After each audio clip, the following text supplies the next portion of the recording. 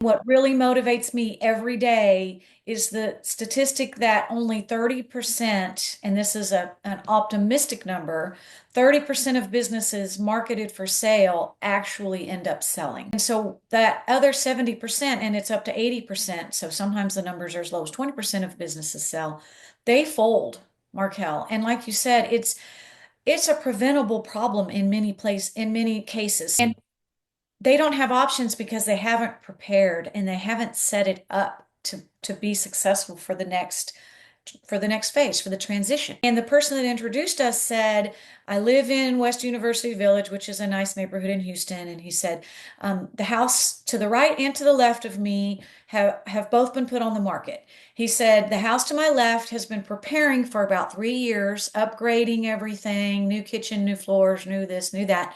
And the house to my right just put out a sign one day. And he said, the house to my left sold right away, higher than asking price. And the house to my right is just sitting there and there's nobody interested in it.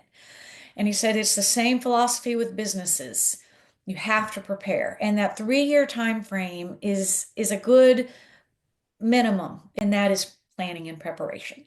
So that's what I love to do is help the business owner find the problems in their business that a buyer would discount for. And how do we start plugging those holes? You kind of covered this a little bit, but I wanted to make sure that if you could provide a distinct difference between what you're doing on the consulting end and then what a broker does.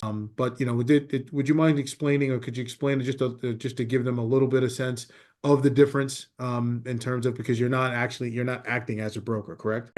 I'd love to illuminate this point because it's so important. In an exit strategy world, we would work with the business owner before it's marketed for sale and just get it in the best shape it can possibly be. And that includes making it less reliant on the owner.